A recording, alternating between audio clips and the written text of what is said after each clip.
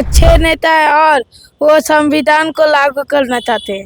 तो संविधान की रक्षा, संविधान लागू करना चाहते हैं। यहाँ मोदी जी नहीं अच्छे लगते नहीं। ते हुए एक शेर याद आ रहा है कि सबसे मिलो किसी से ना नफरत किया करो, जी। सबसे मिलो किसी से ना नफरत किया करो, इंसान हो इंसान की खिदमत किया करो। कह रहा हूँ कि कुछ लोग जो नफरत फैला करके और गांधी जी को अपमान करना चाहते हैं, गांधी जी को अपमान करने में नहीं अपमान कर सकेंगे, क्योंकि गांधी जी हमारे देश की आन बान और शान है। गोडसे की हो रही है आज भारत में, शहीदों के लहू का हम उसे अपमान कहते हैं, शहीदों के लहू का हम उसे अपमान कहते हैं। और कोई उनसे बड़ा भारत का दुश्मन हो नहीं सकता, कोई उनसे बड़ा भारत का दुश्मन हो नहीं सकता, गांधी जी के कातिल को जो वतन की शान कहते हैं।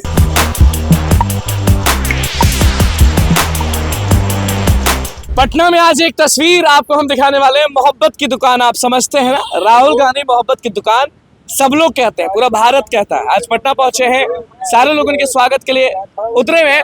आप भी पहुंचे इधर। तो लेकिन ये तस्वीर जो है ना, वो तस्वीर हम आपको दिखाएंगे कि किस तरह से बच्चे जो हैं वो मोहब्बत की दुकान समझिए। वो अभी पोस्टर हटाइए, अभी ये दोनों चेहरा देखिए, ये दोनों बच्चे। उम्र क्या हो रही है आपके? एज क्या हो रहा है? एज, उम्र कितने साल के हैं? 9 years। 9 years। आप कितने साल के हैं? 6 साल।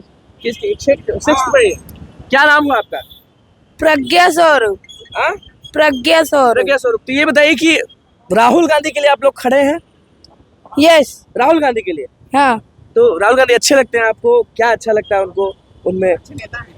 अच्छे नेता है और वो संविधान को लागू करना चाहते हैं। तो संविधान की रक्षा, संविधान लागू करना चाहते हैं। यहाँ मोदी जी नहीं अच्छे लगते? नहीं। मोदी जी नहीं अच्छे लगते। कहाँ से आए आप? आरा से। आरा से। आप कहाँ से? हम भी आरा से।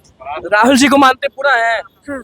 हाँ? हाँ। चल देखिए, ये तस्वीर है, ये बच्चा है, आपसे हमेशा मुलाकात होती है। ये दो बच्चे को देख के आज कुछ फरमाइए, कुछ छोड़िए। बिल्कुल बिल्कुल, बच्चों को देखते हुए एक शेर याद आ रहा है कि सबसे मिलो किसी से ना नफरत किया करो, जी। सबसे मिलो किसी से ना नफरत किया करो, इंसान हो इंसान की खिदमत किया करो।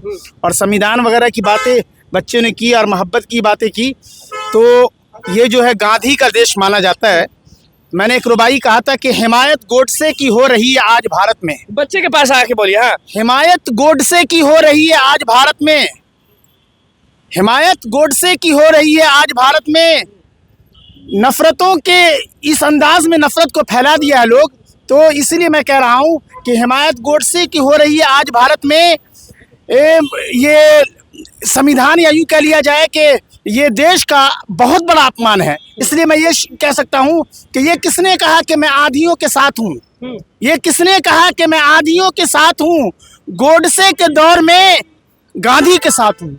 गोडसे का दौर है। बिल्कुल। कुछ लोग खड़े हैं तो ये गोडसे का दौर है। कह रहा हूँ, नहीं कह रहा हूँ कि कुछ लोग जो नफरत फैला करके और गांधी जी को अपमान करना चाहते हैं, गांधी जी को अपमान करने में नहीं अपमान कर सकेंगे, क्योंकि गांधी जी हमारे देश की आन बान और शान है।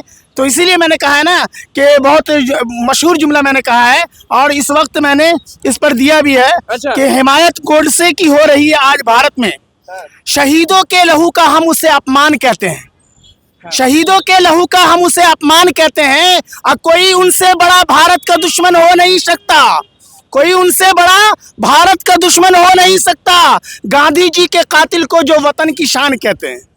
तो यकीनन इस वक्त इस मुल्क में हिंदू, मुस्लिम, सिख, ईसाई और कई जात कई धर्म से बधा हुआ मुल्क है। इस मुल्क में अमन शांति का गहवारा मुल्क है। इस मुल्क के अक्सर नेता यूं कह लिए हिंदू मुस्लिम जात धर्म में बांटते रहते हैं। तो ये रुबाई बड़ी कारगर होगी कि दौरे इलेक्शन कहाँ कोई इंसान नजर आता है। जी। अरे दौरे इलेक्शन कहाँ कोई इंसान नजर आता है?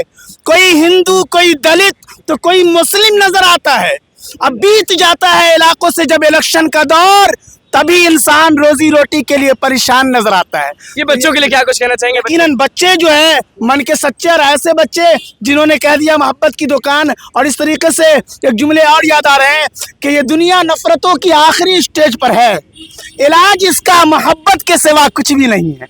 तो बच्चों ने मोहब्बत का ही संदेश दिया है। आज और खुश है राहुल गांधी पहुंचे पटना? बिल्कुल, मैं एक माध्यम से आपको ये कहना चाहता हूँ, राजधानी पटना में और बिहार में, खास कर राजधानी पटना में पप्पू यादव जी की बड़ी जिम्मेदारी देखा मैंने, और आज पोस्टरों में देखा हूँ।